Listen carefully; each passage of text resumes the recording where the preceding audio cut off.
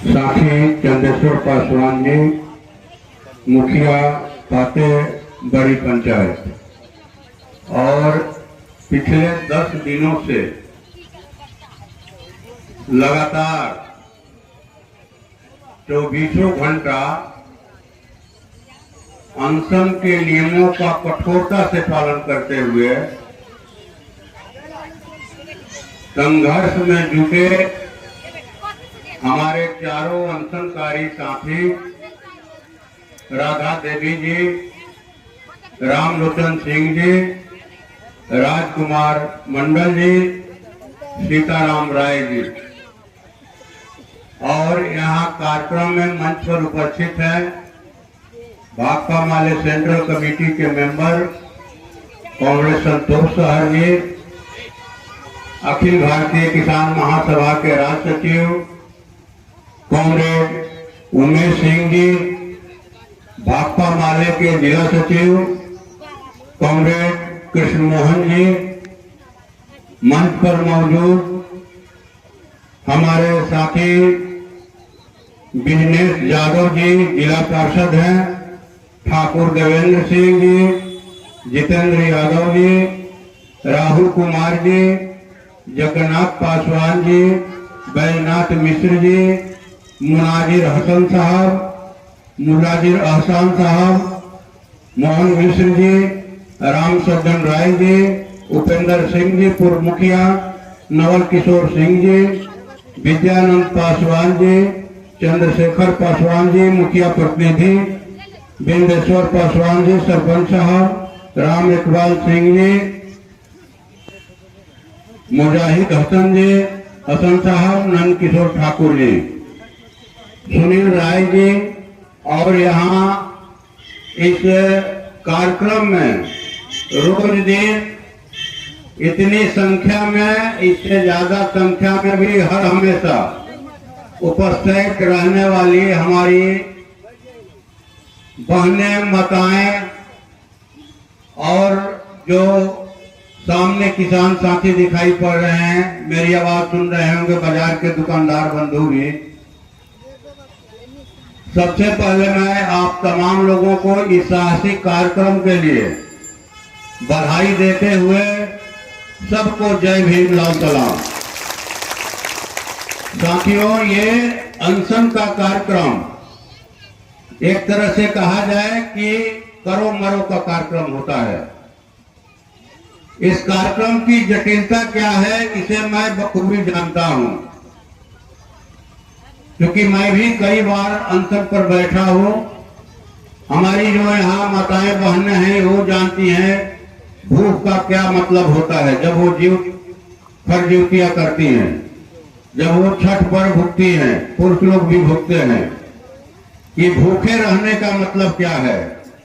माने कठिन व्रत, ये कठिन व्रत जो है ठाना है इन लोगों ने कि जब तक जीत हासिल नहीं होगी हमारा ये अनशन जारी रहेगा। तो इनके इस जज्बे को लाखों लाख सलाम। और मैं ये कहना चाहता हूं कि ये लड़ाई जीत की ओर बढ़ रही है, जीत के तरफ बढ़ रही है। ये सरकार गलत निर्णय के तहत बांध बना रही है। अगर सरकार ने 2017 में रिव्यू कमेटी बनाया, किस लिए बनाया? रिव्यू करने के लिए कि हम जो यहाँ बांध की योजना दिए हैं उसका हम रिव्यू करेंगे, विचार करेंगे, आम लोगों से राय मशविरा करेंगे, इसके बाद रिपोर्ट देंगे। उस समय यही तय हुआ था कि जब रिपोर्ट आ जाएगी उसके बाद, उस रिपोर्ट के बाद में जो फैसला होगा बांध निर्माण का कार्य शुरू होगा। लेकिन ये चोरों की तरह आते हैं, रात के अंधेरे में आते हैं, और चोरों की तरह चोर जिस तरह से सेंध मारते हैं लोगों का माल चुराने के लिए, यहाँ बांध निर्माण का कार्य शुरू करते हैं। हम इसकी घोर निंदा करते हैं, इसकी घोर निंदा करते हैं। और ये निर्माण कार्य तब तक नहीं होना चाहिए जब तक कि चाष बास जीवन बचाओ बागमती संघर्ष मोर्चा के साथियों की मांगे पूरी नहीं होती। आप पूरी आबादी को बाढ़ में डुबाकर मारना चाहते हैं, ये चलने नहीं दिया जाएगा। हम आपको भरोसा दिलाते हैं साथियों कि फिर 9 मार्च से जो लोकसभा का बजटकालीन शुरू होगा सत्र, हम लोग मजबूती के साथ आपकी मांग को उठावेंगे। पिछले साल जब लोकसभा का बजट कालीन सत्र चल रहा था 2025-26 का, हमने आपके सवाल को उठाया था कि इस पर रोक लगे और तब तक रोक लगे जब तक कि रिव्यू कमेटी की रिपोर्ट नहीं आ जाती है और वो ये नहीं कहती है कि ये जरूरी है। इससे नुकसान नहीं होगा बल्कि फायदा होगा।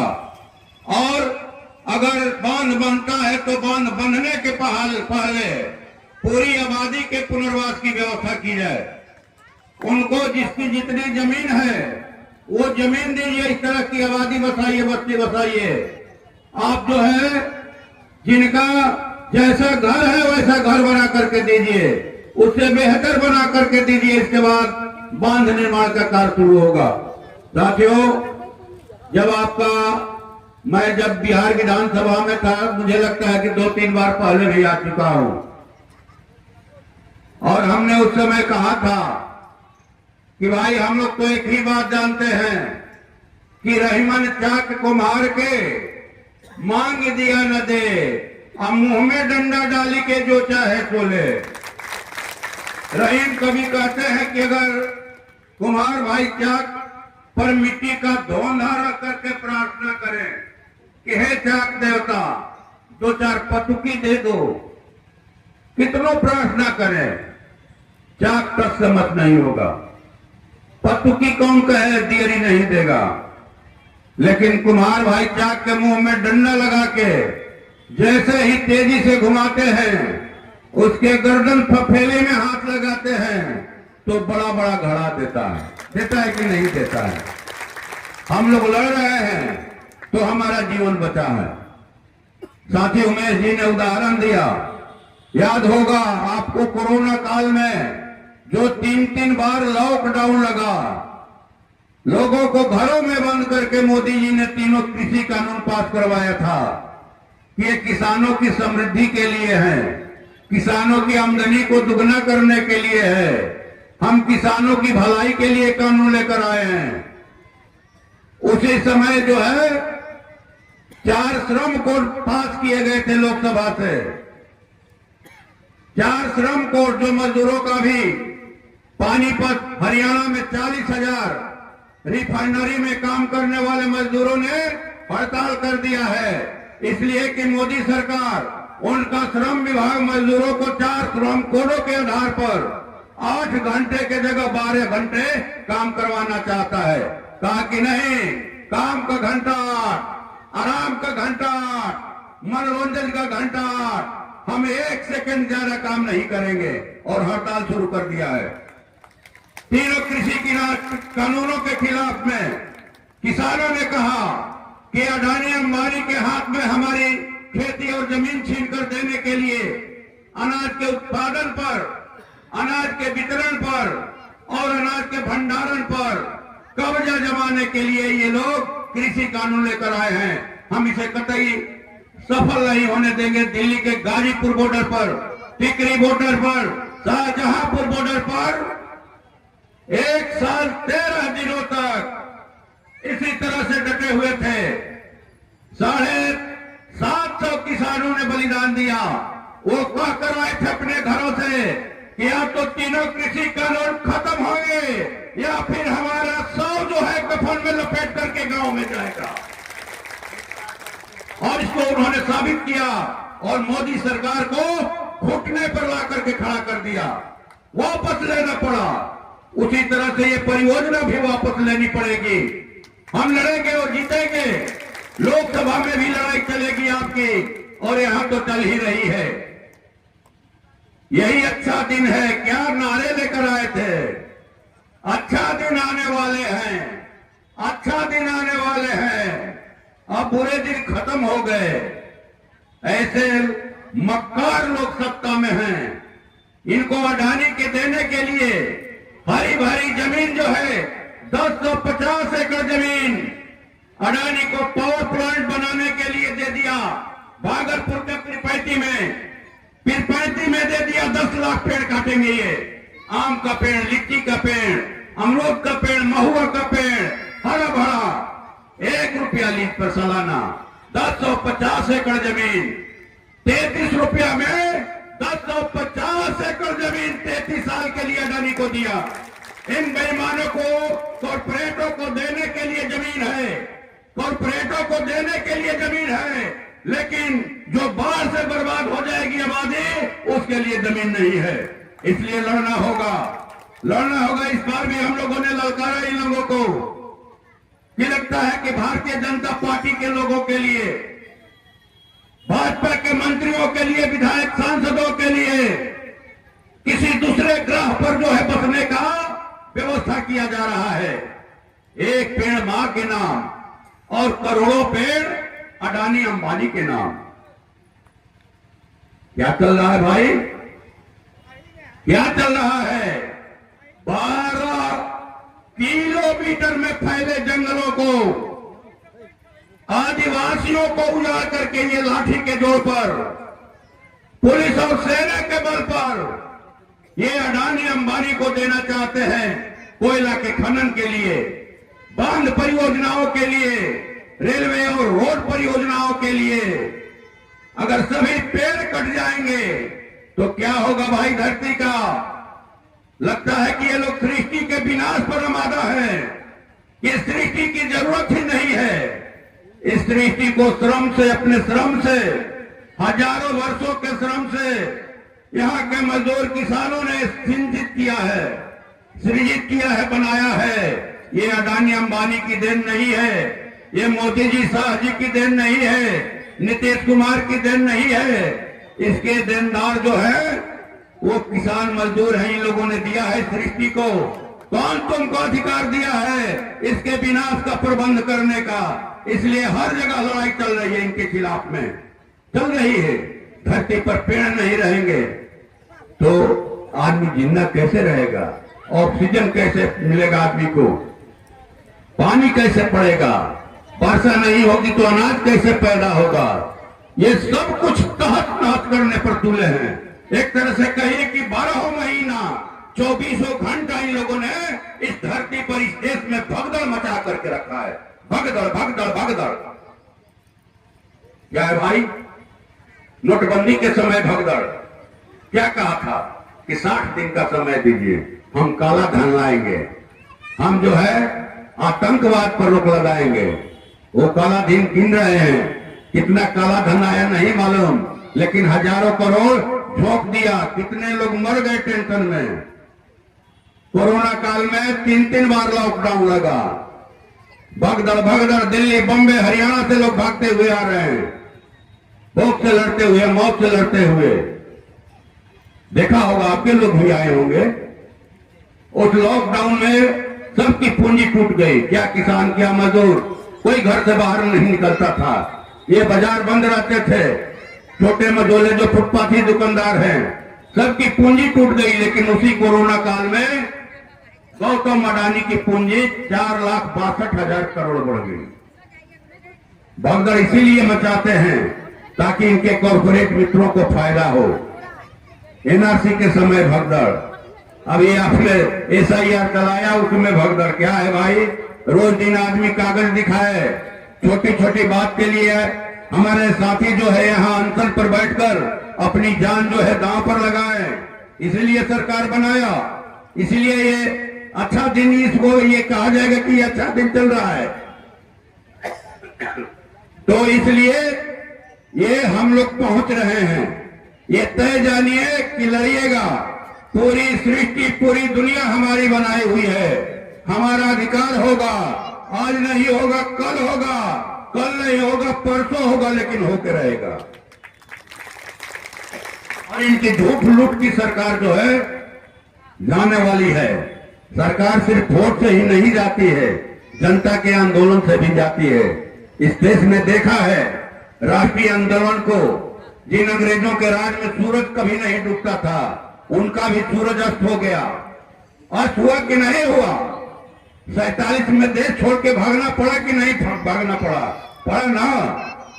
और उनके बाद जो आए वो अगर तहता करने लगे तो उनको भी जाना पड़ा, और बीच में ये आए हैं तो इनको भी जाना पड़ेगा।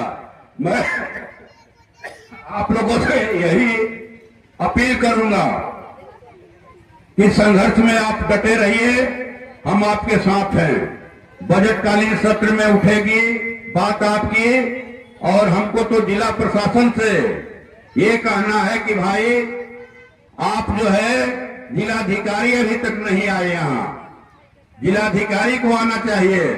लगता है कि मुजफ्फरपुर जिला से बाहर है ये सब इलाका।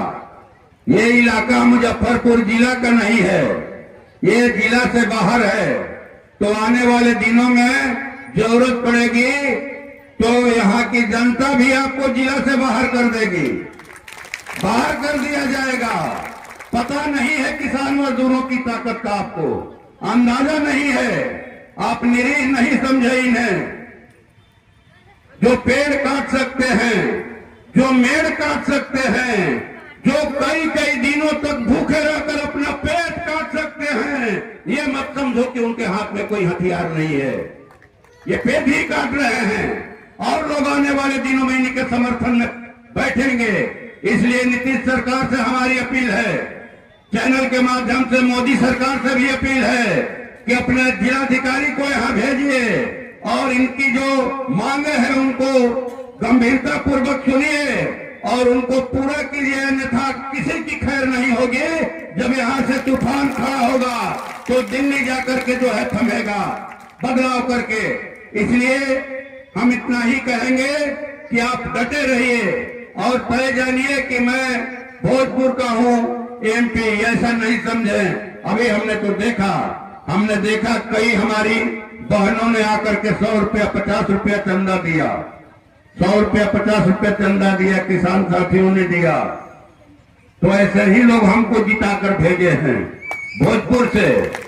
तो भोज है, इधर मुजफ्फर है, लेकिन पूर्व दोनों में है। तो हम आपके भी एमपी हैं, और इसी तरह से 100 रुपया 50 रुपया 20 रुपया चंदा दे करके वहां के गरीब लोगों ने हमको लोकसभा में भेजा। यहाँ से भी साथियों ने चंदा करके भेजा था आरा में, आपका भी उसमें योगदान है। तो जो जिसका नमक खाएगा उसी का शरीयत होगा। जो अडानी अंबानी का नमक ये खा रहे हैं, और देश का पैसा जो है, आपका पैसा अडानी अंबानी को दे रहे हैं, और अडानी अंबानी का ये नमक का हक अदा कर रहे हैं। हमारे मुंह में जाब लगा करके, हमारे पैरों के नीचे से हमारी धरती माँ को छीन करके, हमारे बच्चों के हाथ से रोजगार छीन करके, ऐसी सरकार को मटियामेट करेंगे आंदोलनों के दम पर। भले ये धुलफंदी करके, SIR करके 1,56,00,000 महिलाओं के खाते में 10-10 हजार रुपया भेज करके इन लोगों ने चुनाव, मैंने हम लोगों ने तो कहा कि इसकी संसदीय जांच समिति से जांच होनी चाहिए। ये हड़पी हुई सरकार है, हड़पी हुई सरकार है, जनादेश का हरण किया है इन लोगों ने। ईवीएम पर रोक लगे, बैलेट पेपर से चुनाव हो, इसकी जांच कराइए। और ये बजट के पैसा से 30,000 करोड़ खर्चा करके इन लोगों ने चुनाव जीता है। ऐसे लोग हम लोगों से टकराएंगे। वहां के जो भाजपा के सांसद थे पहले, उन्होंने भी कहा, हम लोगों ने कहा कि इनको 10 साल का रिपोर्ट कार्ड जारी करना चाहिए। कहा कि कौन है रिपोर्ट कार्ड मांगे होगा, ये क्या खाकर ये लोग मुकाबला करेंगे गरीब गुरबे।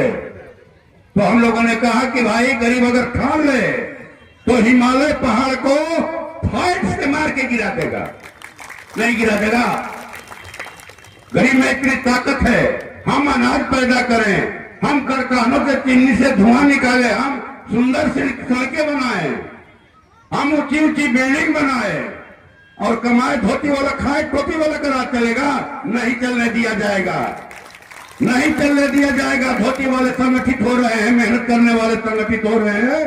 पानीपत से रिपोर्ट आई, तमाम राज्यों में जहां उजाड़ा जा रहा है वहां इनके प्लांटों के खिलाफ में आंदोलन चल रहा है, किसान उजाड़ पजाड़ कर रहे हैं। इसलिए आंदोलन के जरिए ये सरकार परास्त होगी और 9 तारीख को हम लोग शुरू होने वाले बजट सत्र में यहाँ की मांग को मजबूत ढंग से उठाएंगे।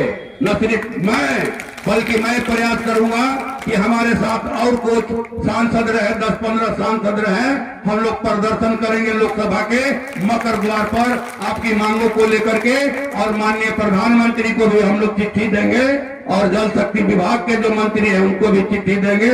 इतना ही कह करके मैं अपनी बात समाप्त करता हूं। फिर से आप सब लोगों को धन्यवाद। जय भीम, लाल सलाम, और अनशनकारी साथियों को विशेष तौर पर लाल सलाम।